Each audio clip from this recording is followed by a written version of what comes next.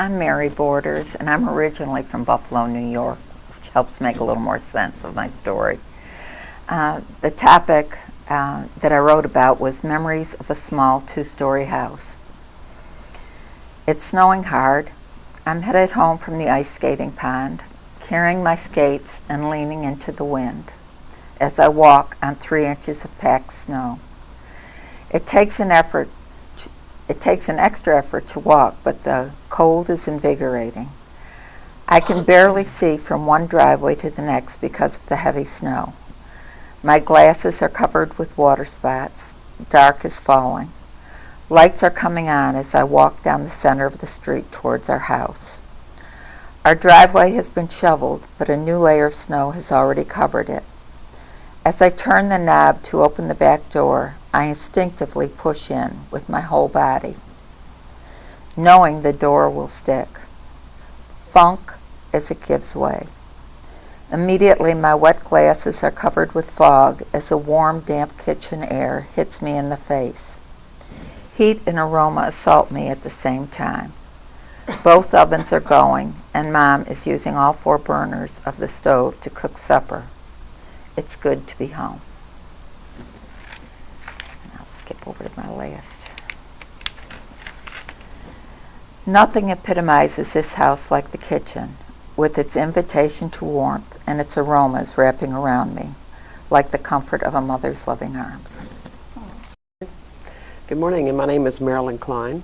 I've been relatively new with the group, about a year. Thanks to the library and to Carol and the people here. Being a transplant, I was very lonely when I moved here. This library and this program has been a road to becoming a part of the community and gaining friends. Topic of my story is where I'm from. I'm from the air of friends, neighbors, communities, and strangers who have all had one thing in common, and that is to share, to help, to support, and to always look out for each other.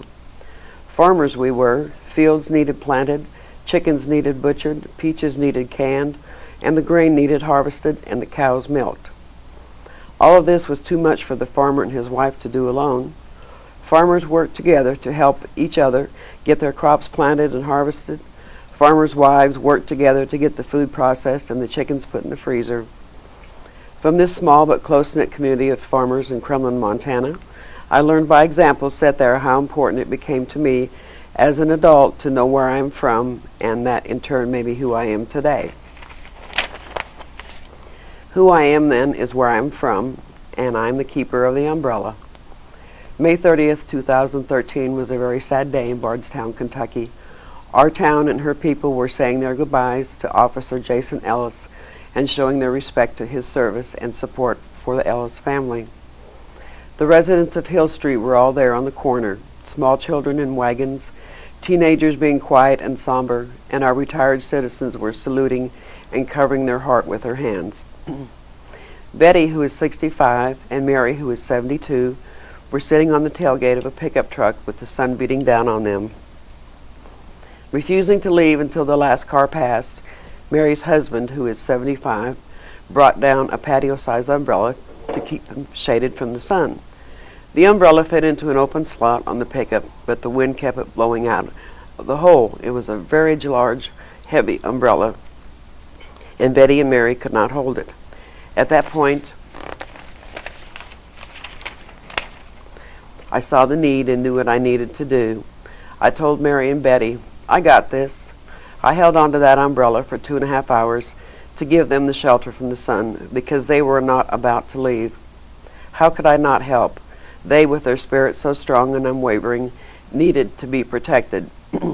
I became the keeper of the umbrella that day, and who I am is the one who sees the need, and it's within my power. I will always help anyone.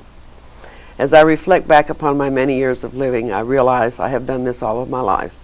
It's where I'm from. It's a reflection of how I was raised and how I would want to be treated.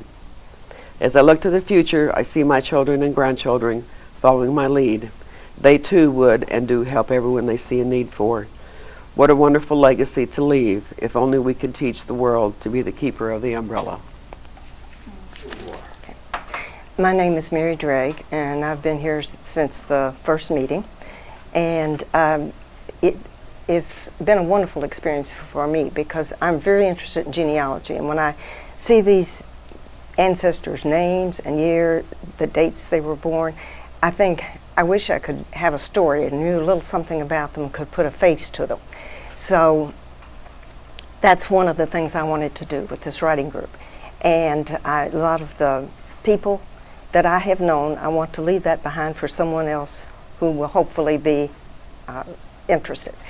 That being said, the story I have is about a cat. She's the first one I had inside the house. And sometimes we take pictures and write about them.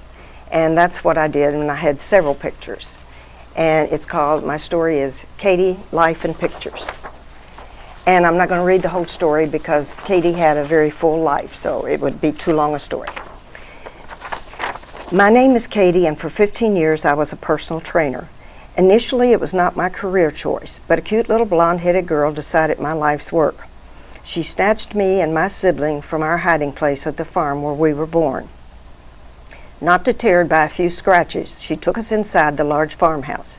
She suggested to one of the adults that since she now owned a house, she should take one of us to live with her. This adult held and petted both of us, but when I hissed at her, the die was cast. Instead of backing off in fear as I had intended, she thought I had spunk and decided to take me to share her home. I knew my job was to train this human that cats were to be loved, cherished, respected, and yes, adored. My job was made easier since this human had grown up around cats on the farm. But you don't really know a cat until they live with you 24/7. So there was still work to be done. Legally, the house belonged to her, but you can tell by the picture I was the one in charge. Speaking of pictures, she was always taking them. Hey, can a person have some privacy to take a bath? Which reminds me, the training began early. My person thought she needed to give me a bath because I'd been living outside all my life. Lesson number 1, cats bathe themselves. We are very clean, meticulous animals. Well, at least she seemed to be a fast learner. That was the last time she tried to give me one. Even though I never understood how she could actually enjoy being in a tub full of water, as long as she left me out of it, it was live and let live. I adjusted to living in the house very easily. That table was more comfortable than you would think.